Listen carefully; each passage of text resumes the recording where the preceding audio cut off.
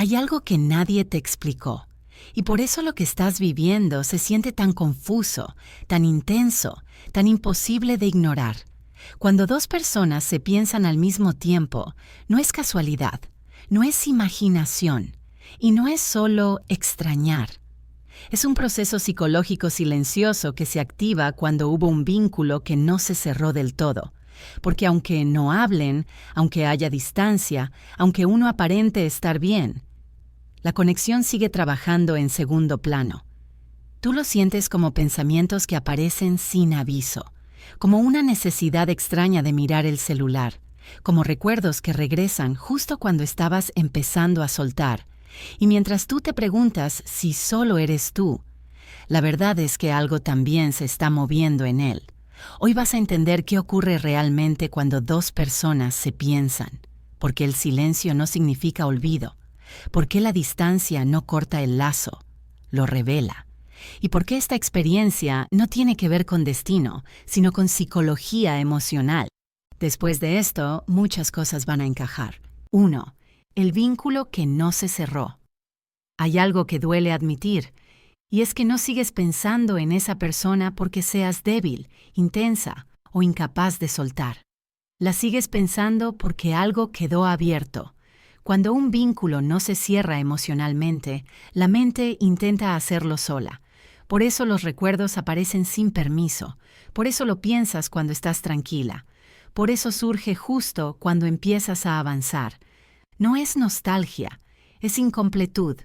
Tu cerebro no distingue entre una historia que terminó con palabras claras y una que terminó con silencio, confusión o ambigüedad. Y cuando no hubo cierre, la mente crea una pregunta constante. ¿Qué pasó realmente entre nosotros? Esa pregunta no busca respuestas lógicas, busca alivio emocional. Por eso pensar en él no se siente como una decisión, se siente como algo que te ocurre.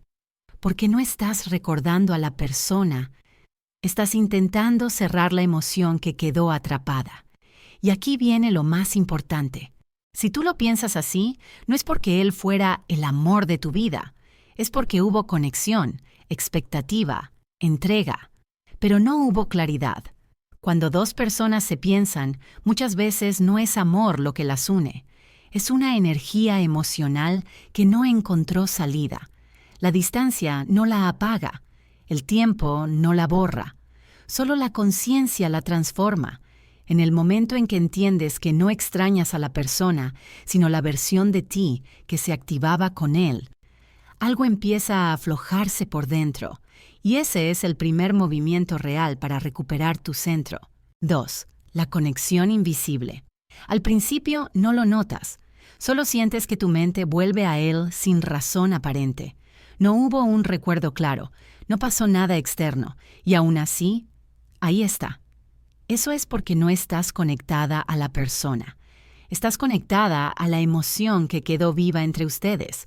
Cuando dos personas se piensan, se activa una resonancia emocional. No es magia, es memoria afectiva. El cuerpo recuerda antes que la lógica.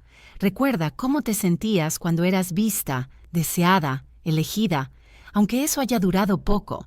Y cuando en tu vida actual hay calma, vacío o transición, esa emoción busca repetirse.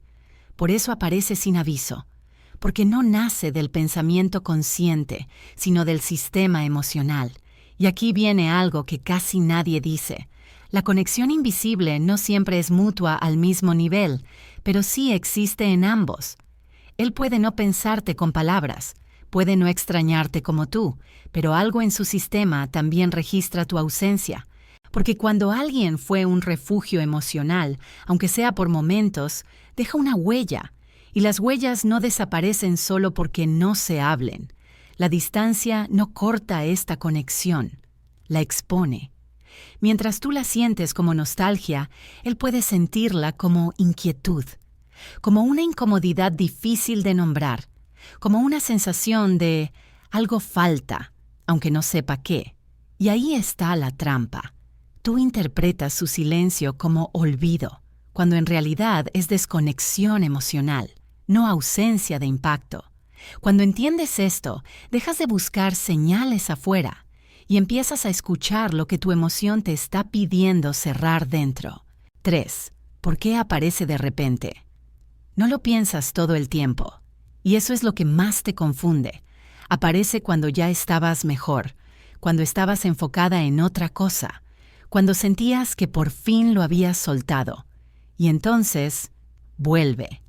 Eso ocurre porque la mente no trae a alguien cuando estás rota.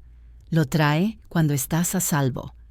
Cuando estás en calma, el sistema emocional se siente con espacio para procesar lo pendiente. Y ahí es cuando emerge lo que fue postergado. No es recaída, es integración. Tu cerebro asocia a esa persona con una etapa donde sentiste intensidad, validación o posibilidad. Y cuando tu presente se estabiliza, esa memoria pide ser revisada. Por eso aparece de la nada, porque no responde al pasado, responde a la hora. Hay un detonante silencioso, una sensación parecida a la que viviste con él, no un recuerdo, una emoción. Puede ser sentirte sola en un lugar lleno, o sentirte fuerte después de haber estado vulnerable, o darte cuenta de que creciste, y ahí tu mente dice, esto también lo sentí con él. Pero no es él lo que vuelve, es la comparación emocional. Mientras tanto, del otro lado, muchas veces ocurre algo inverso. Cuando tú dejas de buscar, de escribir, de sostener el vínculo, su mente entra en vacío. No porque te extrañe conscientemente, sino porque pierde el estímulo que lo regulaba emocionalmente. Y es ahí cuando dos personas se piensan al mismo tiempo, no por sincronía romántica, sino porque el vínculo se activa justo cuando uno suelta y el otro pierde el control de la narrativa.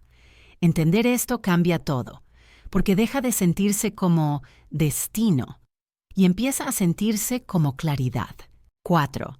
Lo que él siente, aunque no lo diga. Tú imaginas que si no habla, no siente, que si no busca, ya pasó página, que si sigue con su vida, tú no significaste tanto. Pero la mente emocional no funciona así. Muchas veces, él no te piensa desde la nostalgia, te piensa desde la resistencia. No aparece como te extraño, aparece como evitación, como distracción constante, como necesidad de llenarse de ruido, porque pensar en ti lo conecta con algo que no supo sostener, con una versión de sí mismo que se sintió visto, pero también expuesto. Y ahí ocurre algo clave. Cuando tú ya no estás disponible emocionalmente, su sistema pierde el punto de referencia. No es que quiera volver, es que ya no puede confirmar que sigues ahí. Eso genera inquietud, duda interna, una sensación de pérdida que no siempre sabe nombrar. Por eso muchos no escriben, no porque no sientan, sino porque sentir los obligaría a reconocer una responsabilidad emocional que evitaron. Tú, en cambio, sientes hacia adentro. Él siente hacia afuera. Tú procesas. Él huye. Y ese desbalance crea la ilusión de que solo tú estás conectada. Pero la verdad es más incómoda.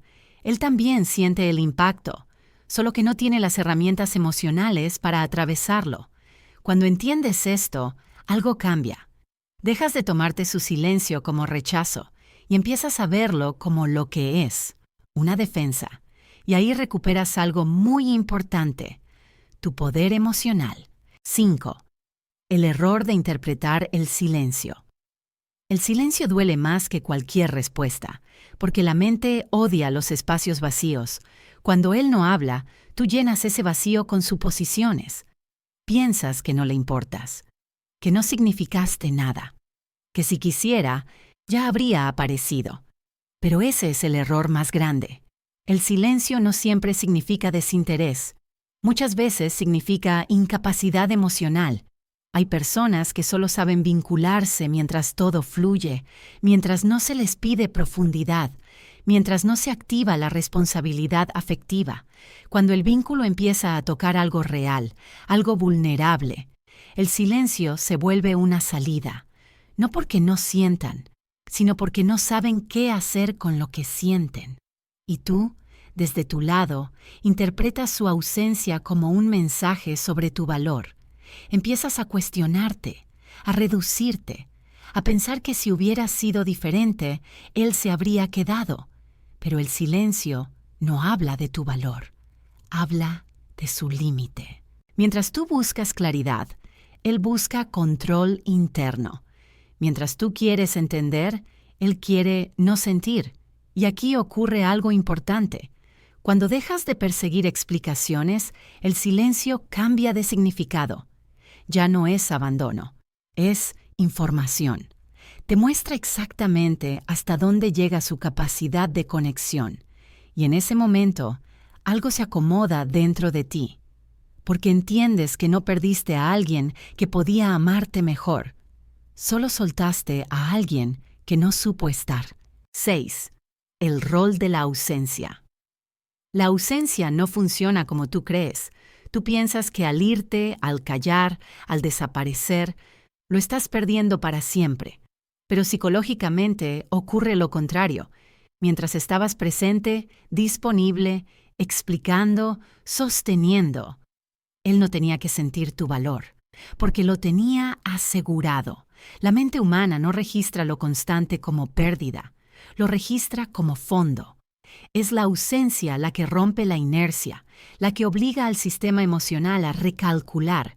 Cuando ya no estás, ya no escribes, ya no preguntas. Algo se desorganiza dentro de él. No aparece como amor inmediato, aparece como descoloque, como momentos de silencio incómodo, como recuerdos que no buscó, como la sensación de antes alguien ocupaba este lugar, y ahí entra el verdadero poder de la ausencia. No castiga, revela. Revela qué tan importante eras cuando ya no cumples ninguna función, cuando no regulas, cuando no das, cuando no sostienes. Tú, en cambio, empiezas a sentir algo nuevo. Al principio es vacío, luego es calma, después claridad. Porque al no estar disponible, dejas de reaccionar y empiezas a observar. Y desde ese lugar, algo cambia para siempre. Ya no necesitas que él vuelva para sentir que valiste. La ausencia deja de ser estrategia y se convierte en límite. Y ese es el punto exacto donde recuperas tu centro. 7. La lucha interna que no ves. Mientras tú crees que todo terminó afuera, la verdadera batalla ocurre dentro. Cuando dos personas se piensan pero no se buscan, se activa un conflicto silencioso. Una parte quiere acercarse, la otra quiere protegerse.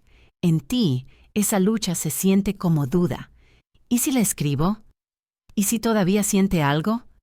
¿Y si me estoy rindiendo demasiado pronto? Pero en él, la lucha es distinta. No es nostalgia abierta, es tensión, porque hay algo que perdió el control. Tu disponibilidad emocional. Y eso descoloca a quien estaba acostumbrado a tenerte sin decidirte. Por un lado, aparece el impulso de buscarte. No desde el amor claro, sino desde la necesidad de confirmar que sigues ahí. Por el otro, aparece el miedo. Miedo a reabrir algo que no supo sostener. Miedo a enfrentarse a lo que evitó sentir. Así que se queda quieto. Y ese silencio no es paz. Es contención forzada. Tú no ves esta lucha porque él no la expresa. Pero el hecho de que no actúe no significa que no esté ocurriendo.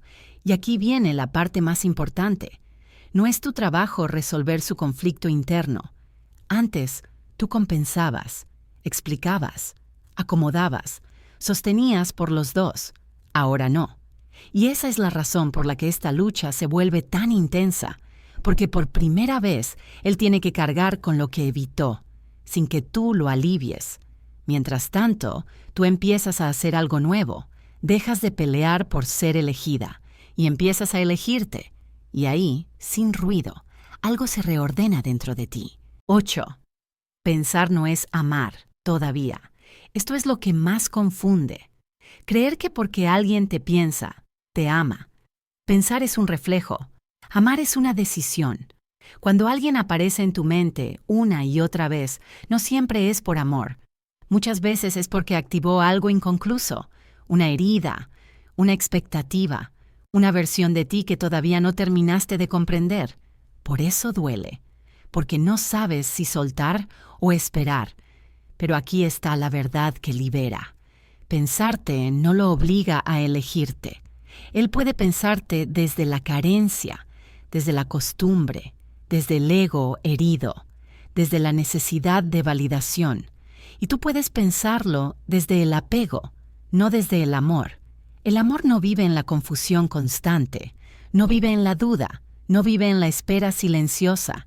El amor aparece cuando hay coherencia entre lo que se siente y lo que se hace. Pensar en alguien sin actuar es permanecer en la fantasía, es mantener vivo un vínculo que ya no existe en la realidad.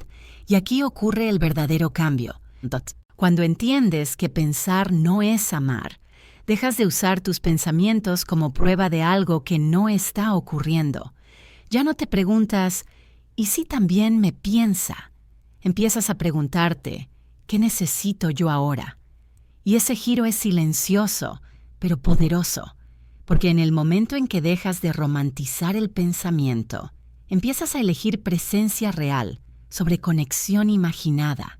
Y ahí, poco a poco, la mente deja de aferrarse, porque el corazón empieza a sentirse más seguro contigo.